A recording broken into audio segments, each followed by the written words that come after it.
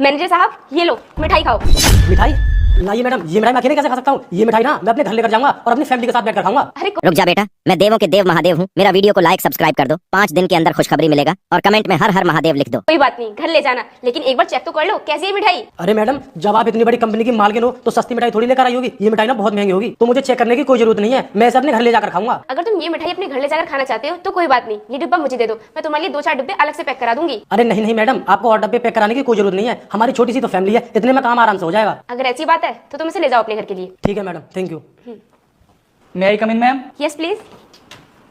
Ma'am आपने मुझे बुलाया था? हाँ, वो क्या है कि रोहित, हमारी इस कंपनी को बहुत बड़ी डील मिली है, तो मैं इसी खुशी में कंपनी के सभी एम्प्लॉयज को मिठाई खिला रही हूँ। तुम ही बचे थे इसलिए मैंने तुम्हें भी बुला लिया। ये लो मिठाई खाओ। मैम साहब, सबसे पहले तो आपको इतनी बड़ी डील की बहुत बहुत शुभकामनाएं।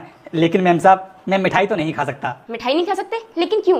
क्या तुम्हें इस बात की खुशी नहीं है? अरे मैम साहब, ये आप कैसी बातें कर रही हैं? अरे हमको खुशी क्यों नहीं होगी? आप हमारी मैम साहब हो तो हमको तो सबसे ज्यादा खुशी है। जब तुम्हें खुशी है तो फिर खाओ मिठाई। वो क्या है ना मैम साहब, हमको ना शुगर है, तो डॉक्टर ने मना कर रखा है कि तुम ना मिठाई से दूर ही रहना। इस वजह से हम ना बिल्कुल भी मिठाई नहीं खाते हैं। इसलिए मैम साहब, हम मिठाई नहीं खा सकते। अच्छा, लेकिन मैं इस मिठाई को बहुत मन से लेकर आई थी।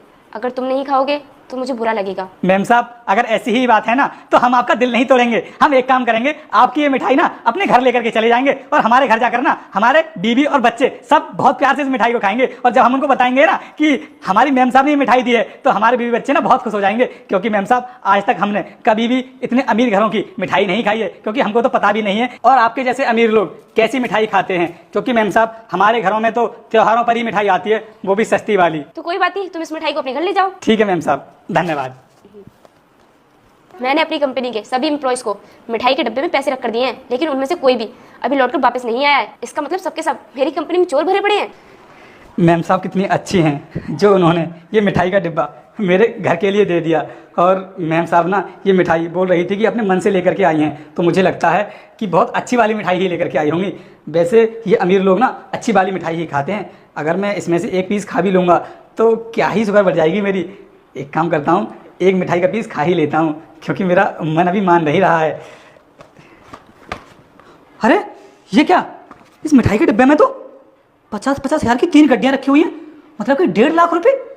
मैम साहब ने मिठाई के डिब्बे में इतने सारे पैसे क्यों रख दिए? कहीं मैम साहब ये पैसे इस डिब्बे में रखकर भूल तो नहीं गई हैं? अरे इतने पैसों में तो मेरा बहुत काम संभल जाएगा। बच्चों के स्कूल की फीस जमा हो जाएगी, घर का राशन आ जाएगा, और मेरी बीवी अच्छी वाली साड़ी लेने के लिए भी बोल रही थी, तो इसमें तो सारे काम हो जाएंगे हमारे। अगर मैं ये पैसे अपने घर को लेकर चला जाऊँगा तो। लेकिन अगर मैं ये पैसे अपने घर को लेकर के गया तो मैम साहब के साथ तो बहुत ही गलत हो जाएगा। मैम साहब की नज़रों में मेरी क्या ही इमेज बनेगी। मैम साहब को तो ये लगेगा ना कि मैं चोर हूँ। बेशक मैम साहब को इन पैसों के बारे में कुछ भी पता नहीं है, लेकिन भगवान तो सब देख रहे हैं। अगर मैं मैम साहब के साथ में गलत करूँगा तो मेरे साथ भी कभी ना कभी गलत हो ही जाएगा, और इतने पैसों में मेरी ज़िंदगी तो कट नहीं जाएगी जो मैं मैम साहब के पैसे बेईमानी करके अपने पास रख लूँ। एक काम करता हूँ, ये पैसे ना मैम साहब को जाकर के बता ही देता हूँ, क्योंकि एक ना एक दिन मैम साहब को भी पता चल ही जाएगा कि उनके पैसे गायब हुए थे। और अगर उनको पता चल गया ना कि वो पैसे मैंने रखे हैं तो वो मुझे नौकरी से तो निकाल ही देंगी। उनकी नज़रों में मेरी गलत इमेज भी बन जाएगी। इसलिए मैं ये पैसे घर को नहीं ले आ सकता। मैम साहब को जाकर वापस ही कर देता हूँ।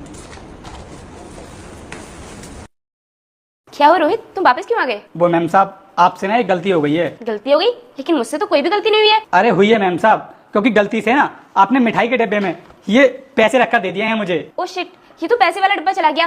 तो तुम वापस क्यों ले आए? रख लेते ना ये पैसे। अरे मैम साहब, मैं ये पैसे कैसे रख सकता था, क्योंकि ये पैसे तो आपके हैं, और ये तो कोई थोड़े बहुत पैसे नहीं है मैम साहब, पूरे 1.5 लाख रुपए हैं। अगर तुम रख भी लेते तो मुझे कौन सा पता चल जाता, और पूरे 1.5 लाख रुपए तुम्हारे तो बहुत फायदा हो जाता। मैम साहब, हम आपके पैसे कैसे रख सकते हैं? बेशक आपके पास बहुत पैसा है, लेकिन इसका मतलब ये नहीं है कि हम आपके पैसों की बेईमानी करने लगे।